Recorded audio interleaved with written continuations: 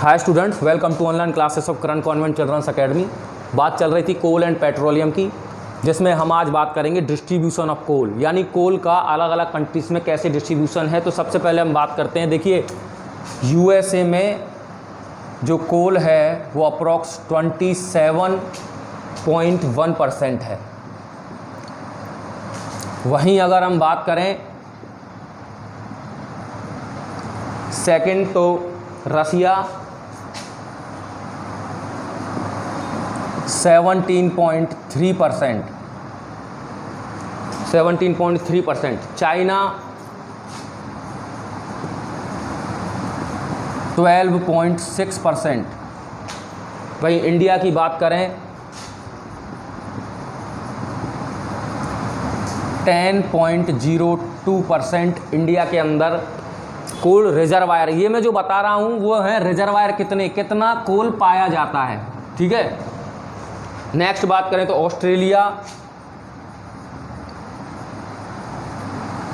Australia के अंदर है 8.2% कोल पाया जाता है। फिर है साउथ अफ्रीका,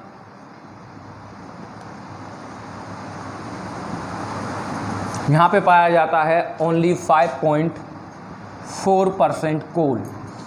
तो ये कुछ लीडिंग कंट्रीज़ हैं कोल जहाँ रिजर्वायर के तौर पे एज अ अवेलेबल है। यूएसए में हाईएस्ट कोल अवेलेबल है 27.1।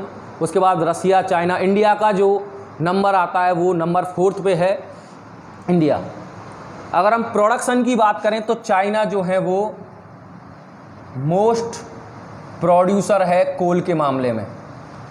प्रोड्यूस सबसे ज़्यादा करता है, पाया यूएसए के अंदर जाता है।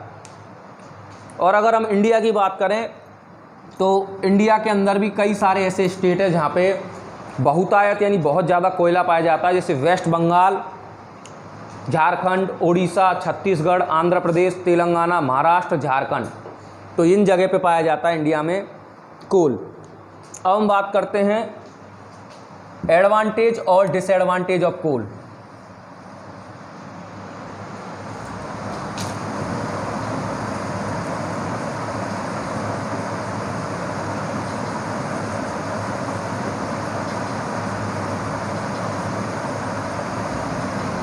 यानी कोल के क्या तो फायदे हैं और क्या नुकसान हैं।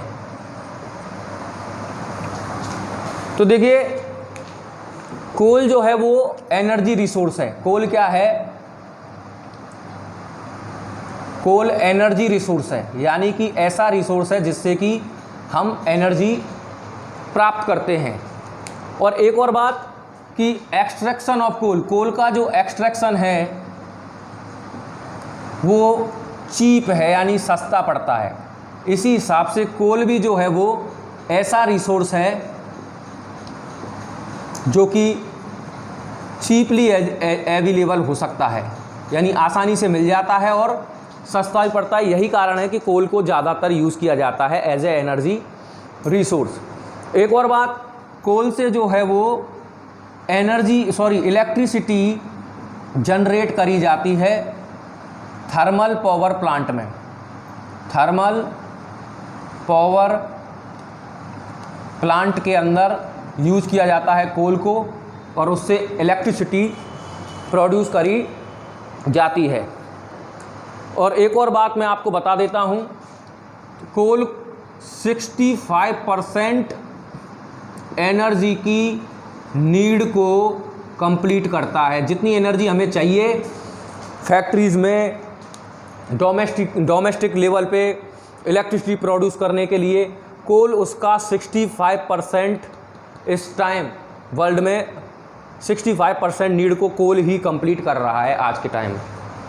ये तो इसके कुछ एडवांटेज हो गए। अब हम बात करें तो इसके कुछ एडवांटेज हो गए इसके। और अगर हम बात करें इसके कुछ डिसएडवांटेज की, तो देखिए, एक तो कोल को जब हम बर्न करते हैं तो ये एस यानी राख देता है, प्लस हार्मफुल गैसेस, कुछ हार्मफुल गैसेस भी देता है। ये जो हार्मफुल गैसेस होती हैं ये पॉल्यूट होती हैं जो कि पॉल्यूशन का कारण बनती हैं, और इनमें मेनली होती हैं अपने सल्फर डाइऑक्साइड, कार्बन डाइऑक्साइड। ये कुछ मेन गैसेस हैं जो कि ये प्रोड्यूस करता है, इन दोनों की वजह से ही ग्लोबल वार्मिंग और ग्रीन हाउस इफेक्ट प्लस तो रेस्पॉन्सिबल होती हैं ग्रीन हाउस इफेक्ट के लिए, ग्लोबल वार्मिंग के लिए और एसिडिक रेन के लिए।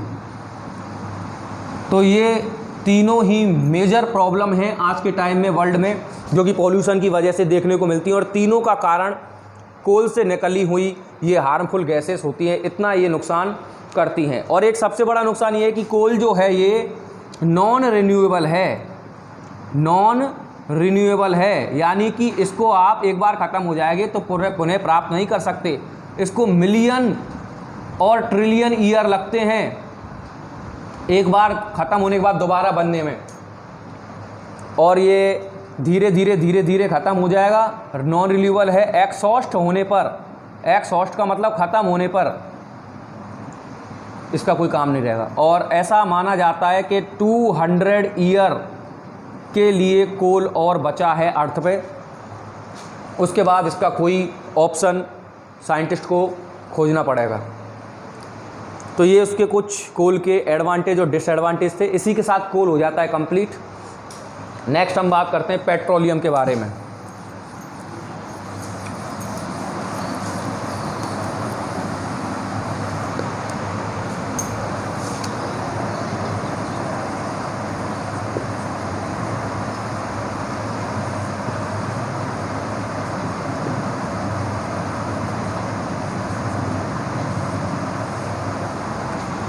देखिए, पेट्रोलियम एक सब्सटेंस है, लिक्विड है और इनसाइड द अर्थ, अर्थ के अंदर पाया जाता है, और ये अर्थ की क्रस्ट में पाया जाता है, काफ़ी गहराई के अंदर। और इस पेट्रोलियम एक ऐसा लिक्विड है, इससे कई सारे लिक्विड और प्राप्त किए जाते हैं। इसका किया जाता है प्रोसेस, और प्रोसेस करने के बाद इससे निकाला जाता है पेट्रोल, डीजल और नेचुरल गैसेस, और भी बहुत सारी वैसलीन, मिट्टी का तेल, मोम, और भी बहुत सारे प्रोडक्ट है जो उससे निकाले जाते, पर ये मेन है। और आपको पता है इन तीनों से ही व्हीकल रन किए जाते हैं, व्हीकल रन किए जाते हैं इनसे। किससे? पेट्रोलियम से। यानी कि ये भी एक मोस्ट इम्पोर्टेंट एनर्जी रिसोर्सेस है अर्थ के ऊपर। बट ये भी क्या है? नॉन रिन्यूएबल, एक्सहॉस्टिबल, यानी कि जल्दी ख़त्म होने वाला। एक बार ख़त्म हो जाएगा, इसको रिन्यू नहीं कर सकते आप, दोबारा नहीं बना सकते हैं, क्योंकि इसको भी बनने में काफ़ी टाइम लगता है। एक बात, पेट्रोलियम एक लैटिन वर्ड है जिसमें पेट्रा का मतलब होता है रॉक और इयम का मतलब होता है ऑयल। यानी कि आप कह सकते हैं रॉक ऑयल, चट्टानों का तेल भी इसको कहते हैं, साथ ही साथ इसको क्रूड ऑयल भी कहते हैं। तो क्रूड ऑयल और रॉक ऑयल भी पेट्रोलियम के ही दूसरे नाम होते हैं। दूसरी बात अगर मैं बात करूं कि पेट्रोलियम के अंदर पाए जाते हैं हाइड्रोकार्बन्स। हाइड्रोकार्बन का मिक्सर होता है। लाइट वेट वाले जो पेट्रोलियम में होते हैं उनके अंदर 97% तक हाइड्रोकार्बन पाया जाता है, और हैवी वेट वाले जो पेट्रोलियम होते हैं उनके अंदर ओनली 50% तक हाइड्रोकार्बन पाया जाता है। तो ये बात है पेट्रोलियम के बारे में, थोड़ी सी एक जनरल नॉलेज थी। इसके बाद में बात करेंगे कि कैसे पेट्रोलियम फॉर्म होता है, और रिफाइनिंग जो रिफाइनरी होती है उसमें पेट्रोलियम सब्सटेंस से कैसे पेट्रोल, डीजल, गैस, ये सारी चीज़ें निकाली जाती हैं। इनके बारे में बात करेंगे कौन कौन से ऐसे हैं, वो बात करेंगे अपन कल। आज के इतना ही, थैंक यू वेरी मच।